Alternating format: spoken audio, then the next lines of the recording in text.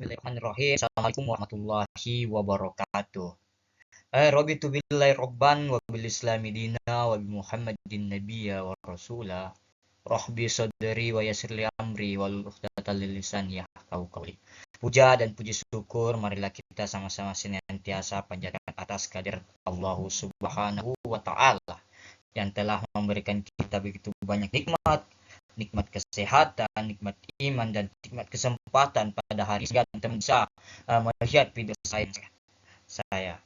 Kemudian selawat serta salam tak lupa pula dicurahkan kepada baginda kita Nabi Muhammad Sallallahu Alaihi Wasallam. Nabi mengantarkan kita dari alam kebodohan menuju alam yang penuh dengan orang-orang yang intelektual seperti sekarang ini yang nonton video saya. Kemudian perkenalkan, nama saya Muhammad Wawan Adrian, akrab dipanggil Adrian atau Wawan. Kali ini saya akan menyampaikan atau membawakan materi tentang audit internal. Nah, ada beberapa yang akan kita bahas dari video ini. Yang pertama itu langsung saja mungkin. Yang pertama adalah pengertian audit internal. Nah, audit internal adalah fungsi independen yang berada dalam organisasi, namun tetap terpisah dari aktivitas operasional agar mampu melakukan penilaian secara objektif. Peran utamanya pastinya penilaian secara objektif, peran menemukan kesalahannya dan memberikan nilai tambah dengan memastikan proses yang berjalan efektif. Nah, ada dua dimensi dalam pengertian audit internal. Yang pertama, insurance atau penjaminan. Apa itu? Penjaminan antara lain adalah pengadilan internal berjalan baik atau laporan keuangan dapat dipercaya dengan atau risiko dan diidentifikasi dan dikelola, dan kegiatan mematuhi hukum yang dalam suatu kebijakan dari audit itu. Kemudian ada consulting atau konsultansi. Nah, ini dia membantu merancang kontrol baru atau memberikan rekomendasi agar sistem ini lebih efisien, lebih terbaru, lebih canggih lagi. Kemudian ada juga yang akan memberikan saran dari konsultansi ini dan menjadi mitra strategi dalam pengembangan audit internal itu sendiri. Kemudian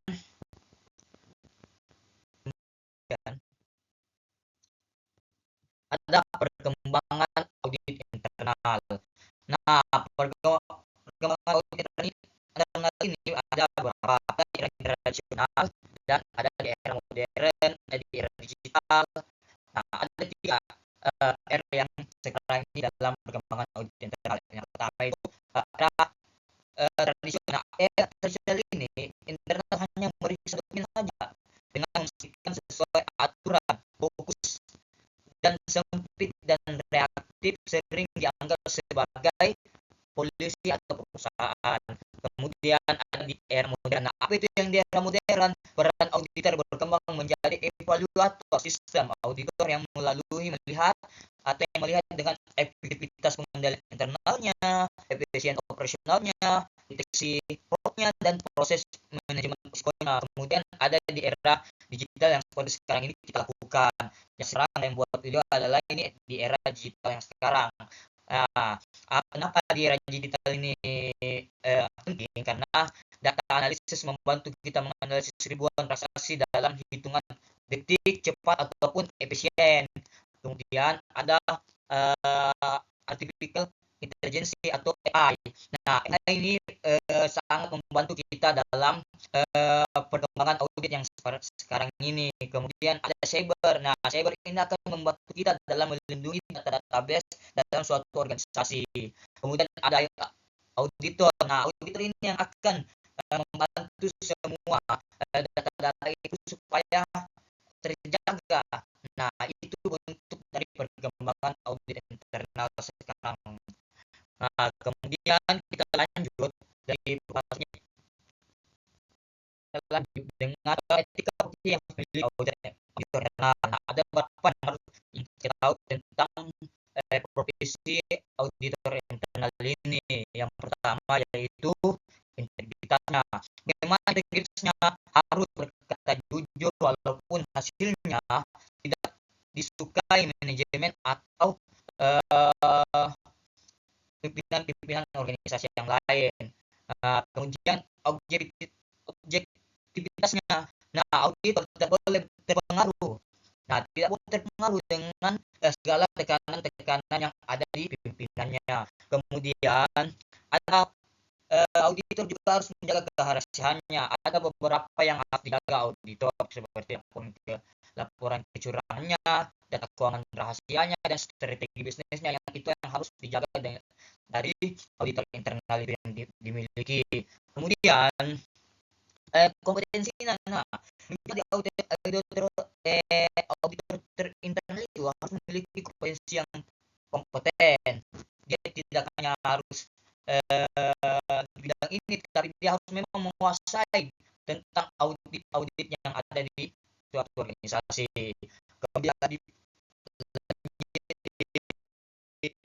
tentang standar profesi audit internal atau SPAI. Nah, ini yang kita harus ketahui teman-teman. Standar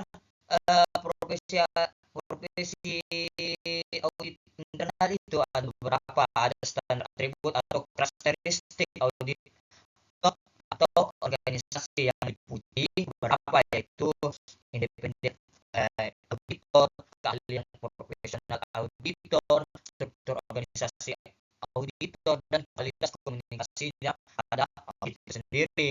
Kemudian yang kedua itu yang harus dikuasai standar dari SPAI ini ya, proses pelaksanaan auditnya harus terstruktur ceritanya. Nah, ini seperti audit, nilai risikonya, teknik pengujiannya, pelaporannya, dan tindak lanjutnya bagaimana dia akan menguasai tentang audit internal itu sendiri. Kemudian lanjut dari tantangan dalam penerapan etika dan standar profesi akuntansi. Nah, ini tantangannya pasti tekanan manajemen, konflik kepentingan manajemen, kemudian ada juga perubahan teknologi, kemudian banyak lagi lah. Kalau kita bahas satu-satu dari manajemen pasti akan kita temui auditor pasti menguatkan temannya atau membatasi ruang lingkup audit atau menutup kelemahan atau kepentingan dari manajemen itu ya, pasti bagaimana dia melindungi dirinya. Kemudian perubahan teknologi kan biasa saja, dari zaman ke zaman pasti banyak perubahan-perubahan yang akan dilakukan dan kita anggapkan kita apalagi namanya kita memperkuat cyberta. Nah, itu yang harus kita perbaikan teknologi itu tantangannya. Kemudian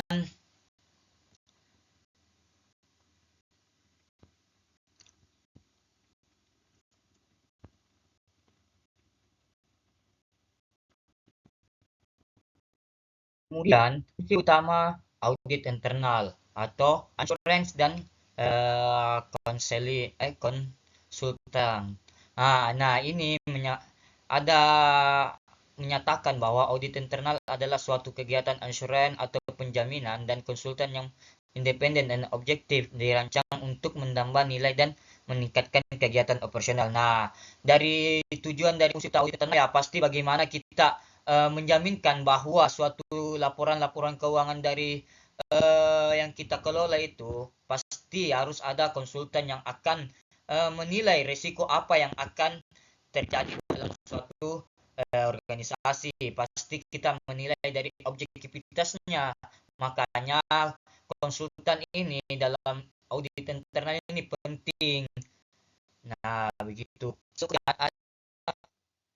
kita dalam tata kelola risiko dan pengendalian. Nah, dalam tata kelola risiko itu ada beberapa poin. Yang pertama itu dalam hal tata kelola audit internal yang bertugas meninjau apakah sistem informasi, prosedur pencatatan dan pelaporan di dalam organisasi sudah dirancang di jalan dengan baik supaya bisa menghasilkan data yang akurat, lengkap, dan dipercaya. Nah, kemudian pemeriksaan kepatuhan. Kepatuhan. Nah, pemeriksaan kepatuhan ini salah satu fungsi dasar audit yang bertujuan untuk memastikan organisasi tetap berjalan sesuai dengan aturan etika dan hukum berlaku lewat kegiatan auditor internal maupun perusahaan perusahaan yang menimbulkan risiko. Kemudian mendukung manajemen dalam mencapai tujuan organisasi dengan cara melakukan evaluasi. Nah, evaluasi ini yang perlu kita lakukan dalam suatu organisasi. Bagaimana kita mengevaluasi tata kelola tata kelola yang ada dalam suatu perusahaan dari risiko-risiko yang apa saja yang akan ditimbulkan dalam organisasi. Mungkin itu kita bahas tentang materi itu piagam audit internal atau audit charter. Nah, audit charter ini adalah untuk menjaga independen dan wewenang yang dibutuhkan agar audit internal bisa menjalankan perannya secara optimal. Organisasi perlu memiliki dokumen resmi yang disebut piagam audit internal atau charter. Nah, audit charter ini resminya menetapkan yang pertama itu wewenang auditornya, pastinya ruang lingkup tugasnya bagaimana, posisi auditornya itu bagaimana, apa saja yang bisa dianu dengan hubungan dengan manajemen dan dewannya. Itu begitu dengan yang dijelaskan. Kemudian manajemen risiko. Nah, mengenai manajemen risiko pasti ada beberapa hal yang harus kita ketahui. Manajemen risiko merupakan suatu pendekatan struktur dan sistematis dalam mengelola ketidakpastian yang berkaitan dengan ancaman yang dapat mempengaruhi pencapaian tujuan organisasi. Tentunya, kemudian tujuan untuk melindungi aset organisasi, mengurangi kerugian potensial, meningkatkan efektivitas pengambilan keputusan, meningkatkan kepatuhan, menciptakan stabilitas dan keberlanjutan lainnya. Nah, supaya tidak ada lagi timbul rasa-rasa risiko-risiko yang mengancam suatu perusahaan. Nah, kita lanjut dengan jenis-jenis risiko yang akan kita hadapi ketika ada suatu pasti risiko strategis, risiko operasional, keuangan, kepatuhan, reputasi pasar, sumber daya manusia dan teknologi informasi. Mungkin ini jenis-jenis risiko yang yang harus kita ketahui dalam suatu perusahaan. Bagaimana strategi kita nanti dalam mengelola suatu pasar, operasional kita bagaimana, keuangan kita bagaimana, kepatuhan tentang undang-undang yang berlaku dalam setiap negara bagaimana reputasi kita tentang suatu perusahaan di kalangan masyarakat, bagaimana pasar kita, bagaimana sumber daya manusia kita atau sumber daya yang ada yang mengelola suatu perusahaan dan bagaimana informasi kita berjalan. Mungkin itu. Kemudian kita langsung fokus ke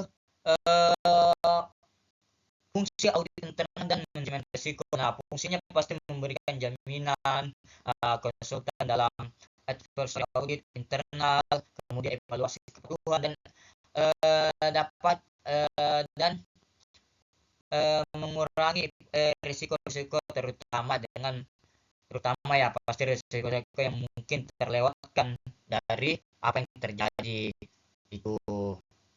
Yang selanjutnya kita ke definisi dan tujuan pengendalian internal. Nah, pengendalian internal ini merupakan sistem rancangan secara menyeluruh untuk memberikan keyakinan memadai bahwa organisasi mempunyai tujuan secara efektif, efisien serta patuh terhadap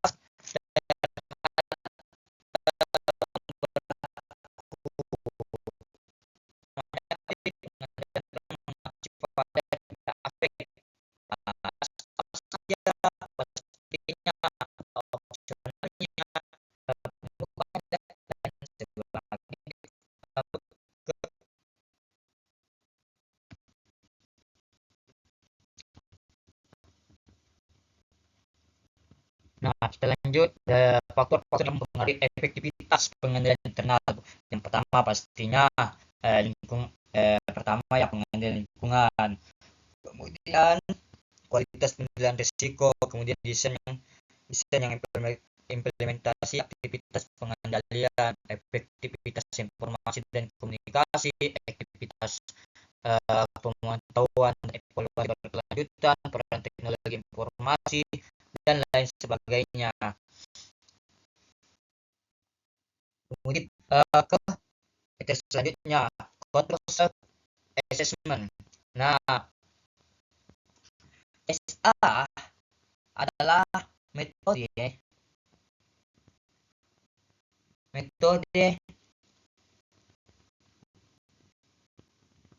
yang melibatkan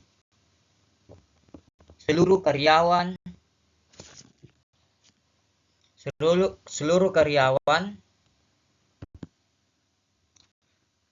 untuk menilai kontrol di unit kerja mereka sendiri. Tujuannya untuk apa?